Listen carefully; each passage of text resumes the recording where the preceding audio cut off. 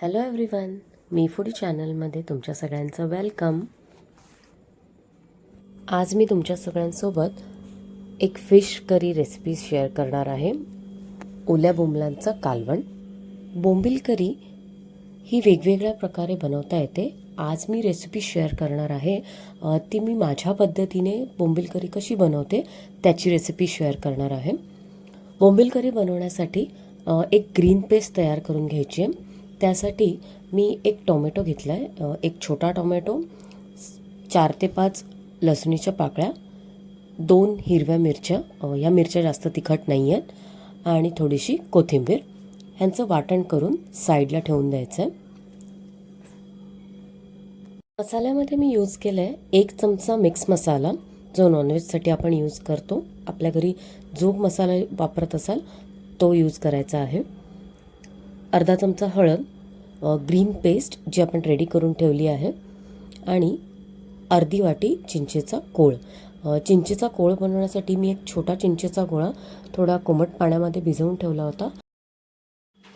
फोडणीसाठी 1 मोठा चमचा तेल मी कढईमध्ये गरम करत ठेवलं होतं. ह्याच्यामध्ये ग्रीन पेस्ट ॲड करायची आहे. ग्रीन पेस्ट 1 ते 2 मिनटं परतून घ्यायची आहे. त्याच्यानंतर सर्व मसाले ॲड करायचे आहेत. मसाले घालून पुन्हा 1 मिनटं परतून घ्यायचा आहे. सगळ्यात शेवटी चिंचेचा जो कोळ तयार केला होता तो ॲड करायचा आहे. पाणी ॲड करून कालवणाची कन्सिस्टन्सी ॲडजस्ट करायची आहे. कालवणाला 1 उकळी आल्यानंतर मीठ घालायचं आहे आणि साफ केलेले बोंबील ॲड करायचे आहेत. बोंबील घातल्यानंतर आपल्याला जास्त मिक्स करायचं नाही आहे. ते खूप लगेच शिजतात, त्यामुळे ते तुटू शकतात.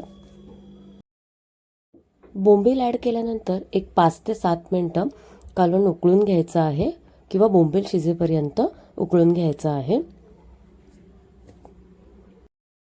गरमागरम बोंबील करी तयार आहे. ही बोंबील करी चपातीसोबत, गरम भातासोबत, भाकरीसोबत एन्जॉय करू शकता. रेसिपी नक्की ट्राय करून बघा.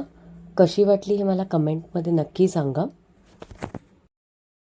मी फूडी चॅनलला लाईक अँड सबस्क्राईब करा. And thank you for watching.